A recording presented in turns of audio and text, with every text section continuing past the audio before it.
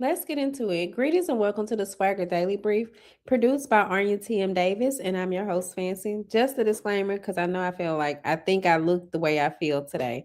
I'm just not feeling the best, but I wanted to push through and make certain I got the broadcast done. So thank you all for tuning in, and I will try to be as prompt as possible so that I can, you know, go lay down or something for a minute.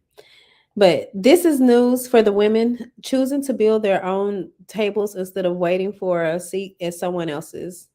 Before we get into it, if you're not already doing it, hit like on this video, share it with someone who needs it, and subscribe to SwagHer's YouTube so you can be in the know and never miss a brief. Now let's get into today's stories. First up, a story for anybody who's ever bought a candle hoping it would fix everything. A new piece from Fast Company's Impact Council, written by Mama Glow founder Latham Thomas and medical student Leona Harahan, is calling out the wellness industry directly. Their argument that the global wellness economy is projected to hit 9.8 trillion by 2029, but scale isn't the same as support. While supplement companies sell stress relief and sleep routines, Economic Policy Institute data and testimony from Congresswoman Ayanna Pressley show roughly 600,000 Black women lost their jobs in 2025 alone, costing the economy an estimated $37 billion. The authors argue real well-being isn't a product, it's economic power, community care, and the conditions to actually thrive, and they point to entrepreneurship as one real path forward. A Goldman Sachs survey found most Black women already see building their own business as their clearest route to wealth. My thoughts, I've said this before and I'll say it in this brief 100 more times. You cannot meditate your way out of a wage gap. A bath bomb doesn't cover rent. If the wellness industry really wanted to serve us, it would be funding daycare, negotiating our salaries, and backing our businesses, not just selling us candles with our name on them. Entrepreneurship isn't a trend for us, it's a survival strategy dressed up as ambition. Real talk. When you're stressed, are you reaching for a product or are you trying to fix the actual problem? Tell me which one in the comments.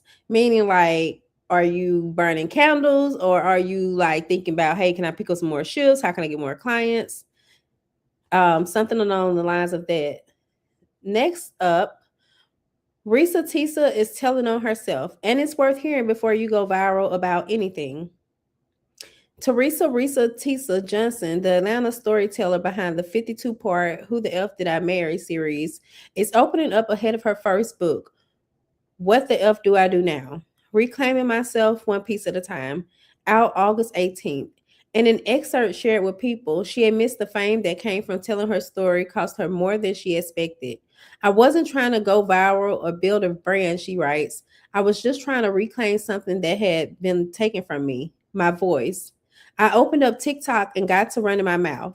Since then, she signed with CAA, sold her story for for a TV adaptation starring Natasha Rothwell, and became a household name. But she says the backlash that came with it has its own kind of Pandora's box.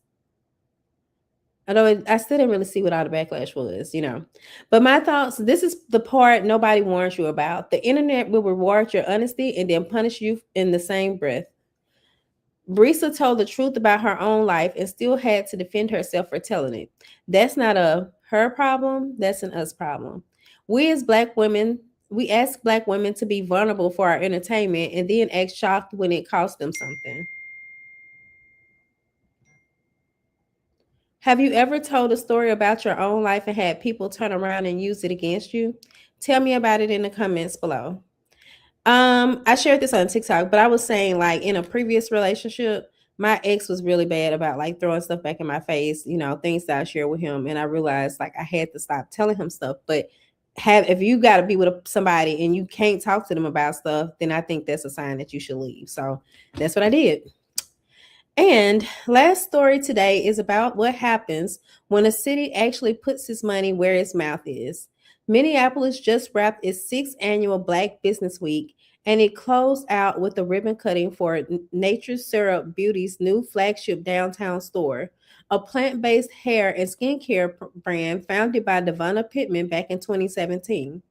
According to Minneapolis media, the store opened through the city's Chameleon Shops program, which places local entrepreneurs into vacant downtown storefronts instead of letting them sit empty. Minneapolis is heading straight into National Black Business Month with more programming planned through August. Food, contracting, pitch competitions, the whole lineup. My thoughts, this is what this is what economic power looks like in real time. Not a hashtag, an actual storefront with her name on the lease.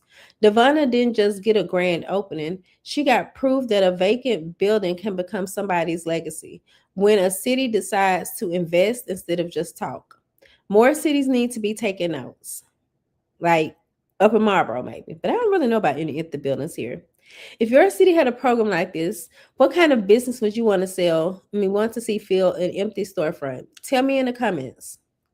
Don't forget, like, share, and subscribe to our YouTube channel so you catch every brief. My sources for today were Fast Company, Atlanta Black Star, and Minneapolis Media. For today's promo, we're sharing more about the Black Women of the Future dinner and award show. Comedian Mia Musil is bringing the laughs to the Black Women of the Future dinner. And if you haven't grabbed your ticket yet, this is your sign. The Baltimore-based comedian, writer, and producer has performed everywhere from the Black Girl Giggles Comedy Festival in New Orleans to the LA Comedy Media Festival. And she says, stepping into a room built to center Black women is exactly the kind of space she wants to be in. It's truly an honor to be invited to do company in such a space, she says, an art form that doesn't have enough Black women supported. Come be in the room when she brings that energy live at the Black Women of the Future dinner. Tickets are on Eventbrite. Now, that's your SwagHer Daily Brief for Tuesday, August 4th. I'm Fancy. This brief was produced by Arya T.M. Davis. Before you go, like this, share it with your circle, and subscribe to SwagHer's YouTube channel so you don't miss tomorrow's brief. Peace and blessings, and y'all have a great day.